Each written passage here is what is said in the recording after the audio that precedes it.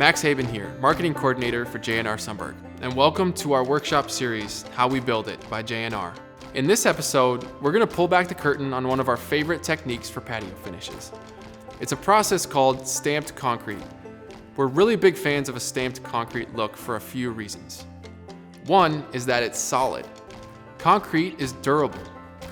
And here in Minnesota, where the weather fluctuates drastically, it's important that the materials we use can stand up to the changing seasons. Two is that it has a simple and classic look. It's never going out of style. And the subtle aesthetic really fits well with our minimalistic Scandinavian heritage. Lastly is the stamped finish look itself. If we just left the concrete as is, it wouldn't be too exciting. But by stamping the concrete, we can create a really distinguished finish and give the patio that authentic character that everyone loves.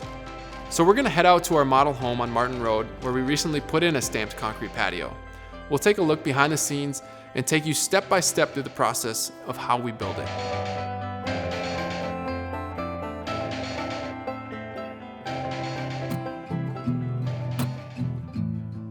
So first things first, let's do a quick rundown. Here's a list of all the tools and equipment that were used for this project. Wheelbarrow, shovels, concrete rake, magnesium trowel, Bowlfloat, screed, edger, concrete stamps, hand tamper, colored concrete hardner, release oil, and a concrete sealer. So the first step in the process is setting our form boards and rebar.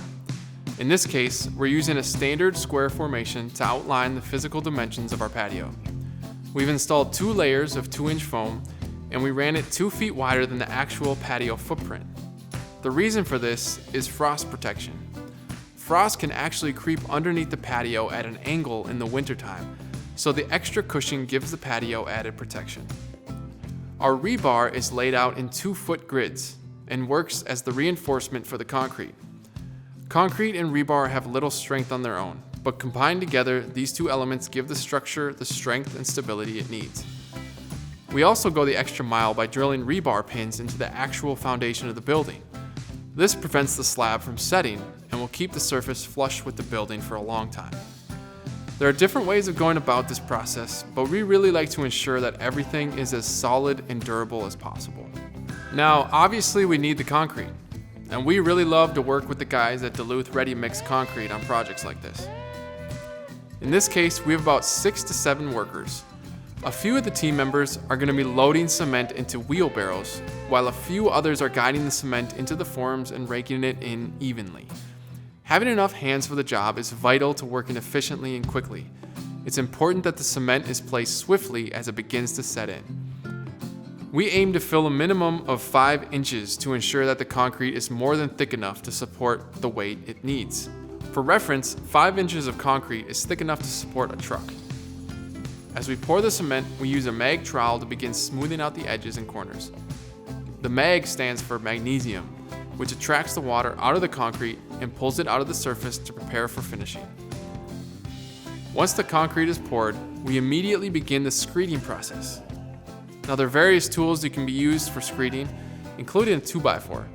However, we have the luxury of using a heavy-duty spin screed, which allows us to quickly and effectively smooth out the concrete. One worker will steer the motor and pull the spin screed over the cement, while another worker holds the rope to secure the opposite end. Another tool we use to prepare the cement for finishing is called a Bowlfloat. This continues the process of extracting out water and smoothing out the cement. And once this is done, we're now ready to begin the finishing process.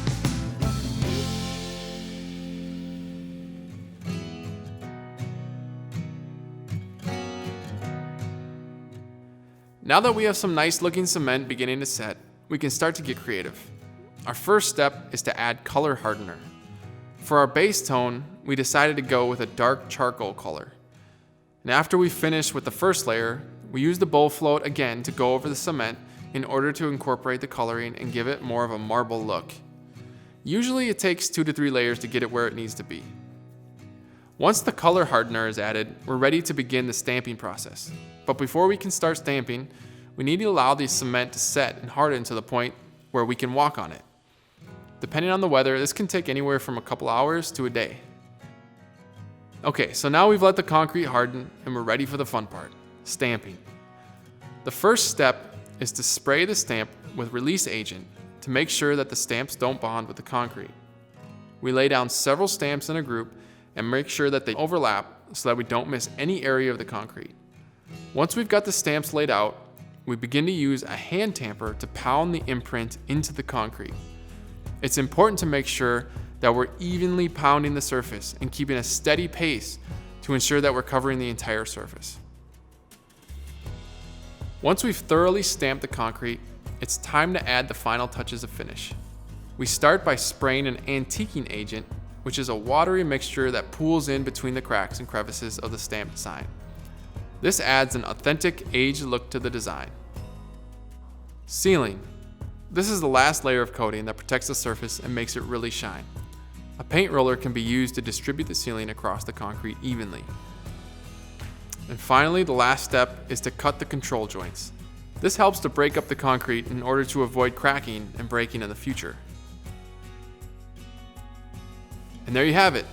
Now we've got a very nice looking stamped concrete patio.